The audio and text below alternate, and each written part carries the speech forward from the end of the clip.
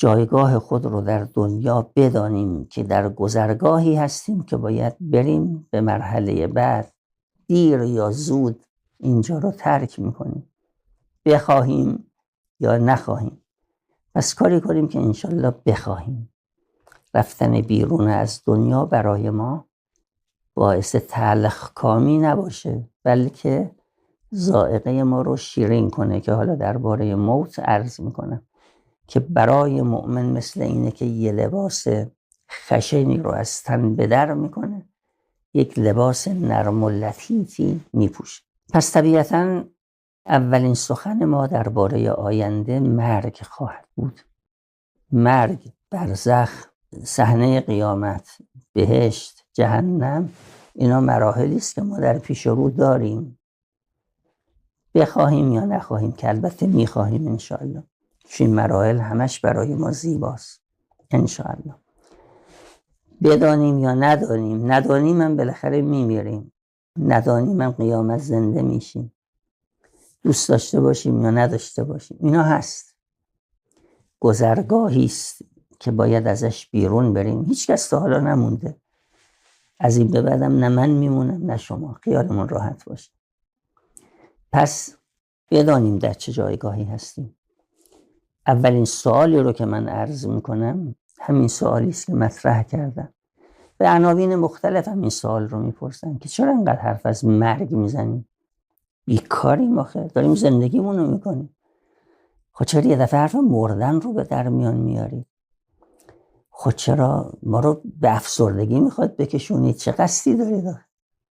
نه اینجور نیست. بیان واقعیت نباید تلخ باشه. البته اصلا تلخ نیست. کی گفته مرگ تلخه؟ کی گفته مردن بده؟ راهی است که ما باید بریم، باید خودمون رو آماده کنیم برای این راه. ما رو به یه مسافرتی میخوان ببرن، ما نمیدونیم چه خبره، بی خودی وحشت میکنیم، بعدم هی ناراحتی نداره. این راه رفتنی است. میدونید این سوال مثل اینه که یه دانشجویی بگه بابا من دارم امشب خوش میگذرونم با دوستانم، چرا حرف از امتحان میزنی؟ خب تو این امتحان حرفشو نزنی نمیاد امتحان خواهد رسید. 2 روز دیگه امتحان داری. پدر به پسرش میگه فرزندم بی خودی نشین حرف بزن، پاشو امتحان داری. میگه بابا چرا حرف امتحان میزنی؟ بذار من خوش باشم. خب این حرف عاقلانه است؟ او پدر داره حکیمانه او رو دعوت به یاد امتحان میکنه و درس و بحث، یاد نمره، یاد حساب و کتاب. بنابراین نگیم که مرگ، چرا از مرگ سخن میگیم؟ دلیل اولش اینه که آینده ماست. یعنی ما غافل باشیم از آینده خودمون بهتره. اتفاقا من یه سوال میکنم، چه کسی است که دلش نخواد بدونه بعد از مرگ چه خبره؟ اگه یه نفر گیر آورد، همه دلشون میخواد بدونن چه خبره.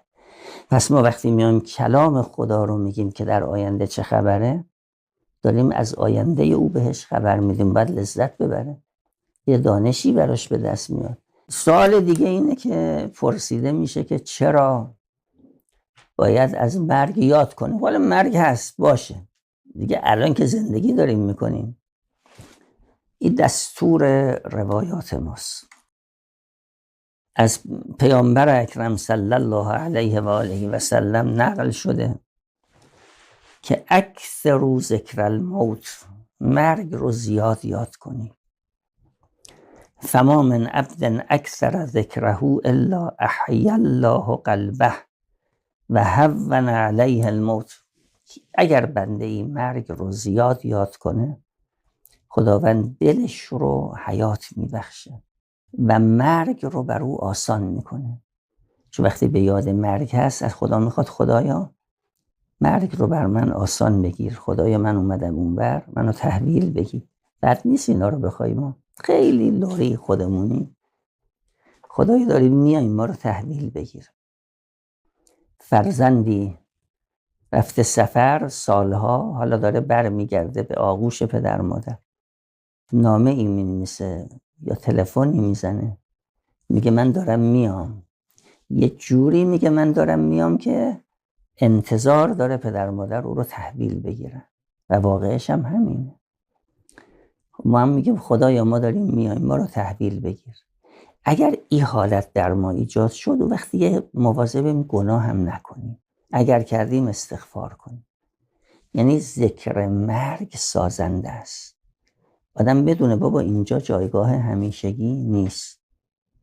روایتی از امیرالمؤمنین در نهج البلاغه کتاب 31 هست، به امام مجتبی سلام الله علیه فرمودن فرزندم بسیار به یاد مرگ باش، یا بنیه اکثر من ذکر الموت و ذکر ما تهجم علیه، و به یاد مرگ و یا آنچه که پس از آن به سوی آن کشانده میشوی باش، تا آنگاه که مرگ به سراغ تو آمد با تمام توان در برابرش آماده باشی و برای آن کمر بسته باشی، نه آنکه ناگهان بر تو درآید و چشمانت را خیره گرداند. فقط اخذت منه حذرک، حواست به مرگ باشه، کمرتو برای مرگ ببند. ولا یأتیک بغتة فیبهرک، مواظب باش جوری نباشه که یه دفعه همینطور بیاد تو رو غافل گیر کنه. وقتی آدم آماده باشه، یک، تدارک میبینه برای زندگی ابدی. دو، مراقب خطا نکنه چون میدونه خسران او بره. سه، حرص دنیا رو کمتر میخوره چون متاع موقت از دست رفتنی است. چهار، رفتارش رو با بندگان خدا خوب میکنه به خاطری که میدونه حسن خلق او چقدر فایده داره. حسن اخلاق عنوان و صحیفة المؤمن حسن خلقه، سرلوحه پرونده مؤمن خوش اخلاقی اوست. پنج، دائم دعا میکنه که خدایا مرگ رو بر من آسان کن. این دعای مشهوری که همیشه میخوانیم، اللهم ارزقنی، این چیزها رو خدایا به من روزی کن. یک، التوبه قبل الموت، قبل از مرگ من برگشته باشم به سوی تو، بنده تو باشم. قرآن به ما میگه ولا تموتن الا و انتم مسلمون، خطاب به مؤمنین ها. آیه 103 سوره آل عمران، یا ایها الذین آمنوا اتقوا الله حق تقاته، تقوای الهی رو پیشه کنید که بالاترین اندوخته آخرت هم همینه. حق تقوای خدا رو، حق خدا رو رعایت کنید. ولا تموتن الا و انتم مسلمون، مبادا بمیرید مگر با حال تسلیم در پیشگاه خدا. اگه آدم بخواد موقع مرگ تسلیم باشه باید یه عمر تمرین کنه. بلا اومد بگه خدایا تو خواستی، تحمل میکنه. نعمت اومد، پول اومد، تسلیم خدا باشه، حق خدا رو بپردازه، با بندگان خدا طبق رضای خدا عمل کنه. این آدم راحت میمیره. کاری کنیم که خیلی راحت بمیریم. خدایا روزی من کن. توبه قبل از مرگ، آسایش و راحتی در هنگام مرگ و راحت عند الموت. آمرزش بعد از مرگ، وقتی اومدم اون طرف دیگه خطاهای منو رها کن، ولش کن. بل مغفرت بعد الموت بل عفو عند الحساب، خدایا روز قیامتم عفو تو شامل حال من کن. در قیامت ظلم وجود نداره، سر سوزنی کیفر بیش از عمل نیست، اما بخشش، مغفرت، شفاعت، باب رحمت الی ماشاءالله بازه. ما هم دعا میکنیم خدای قیامت با مغفرتت با ما برخورد کن.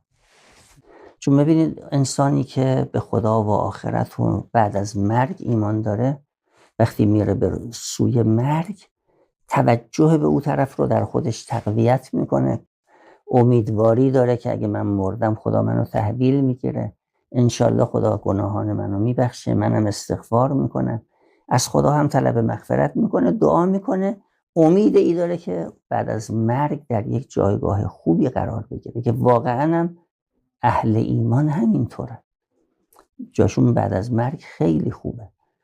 خب حالا این امید در انسان مؤمن وجود داره، بعدم میدونه خدا هست همه مسائل. من احساس کردم چند نفری با یه وضع خاصی بود که اینا آخرای عمرشون احساس میکنن. حالا یاد مرگ نبودن، حالا که دیگه دارن میبینن چیزی نمونده، قوای بدنیشون هم تحلیل رفته.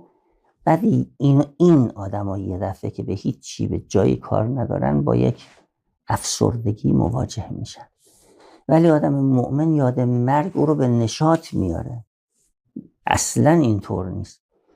فرمودن که اکثرو من ذکر هادم اللذات، اون چیزی که لذات رو از شما میگیره خیلی یاد کنید.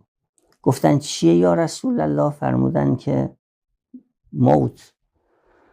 به یاد مرگ باشید. یاد مرگ نشون میده که آدم رو به فکر میاندازه که دنیای او تمام میشه، پس باید از این گذرگاه تدارک ببینه. فرمودن فان اکیس المؤمنین اکثرهم ذکرا للموت و اشدهم استعدادا له. بهار جلد 82 صفحه 167. زیرکترین مؤمنین اون کسی است که مرگ رو زیاد یاد کنه، خودشو برای مرگ آماده کنه. داریم در گذرگاهی میریم، غافل بشیم، هیچی جمع نمی کنیم، یه کیسه ای هم داریم. اگه حواسمون باشه که این گذرگاه ما، این باغ چیزیش نمونده تموم میشه، از نعمتهای باغ برای خودمون توشه میگیریم. تو افسانه ها میگن اسکندر با لشکریانش رفتن به سرزمین ظلمات که آب حیات بیابن، نیافتن. داشتن مایوسانه برمیگشتن تو تاریکی. پیرمردی حکیم در لشکر بود، گفت توصیه میکنم دست خالی نریم. گفتن چیکار بکنیم؟ گفت از ریگه های ای بیابان تا میتونید بردارید، که کسی برداره پشیمان، بر نداره پشیمان میشه. بعد یه فکری کرد، گفت البته اونم که برمیدارن پشیمان میشه. نفهمیدن چی میگه. بعضی یه مشتی برداشتن، حالا ببینیم چیه. بعضی هم گفتن حالی که قرار پشیمون بشیم ولش کن، پس بر نمیدار. اومدن تو روشنایی دیدن جواهرات قیمتی. او که بر نداشته بود میزد تو سر خودش، میگفت یه مشت ریگ برداشتن هم کاری داشت. به تو که گفتم. او که برداشته بود ناراحت بود، میگفت به تو که گفتن تو میتونی، چرا به یه مشت اکتفا کردی؟ چرا کیسه تو پر نکردی؟ چرا خورجین تو پر نکردی؟ دنیا اینجوریه. ما اگه حواسمون باشه یه نشاطی به ما دست میده که اندوخته جمع کنیم، کار خیر انجام بدیم، به دیگری کمک کنیم، یه ذخیره آخرت باشه. اینا نشاط آوره یا افسردگی آور؟ خداییش فکر کنیم.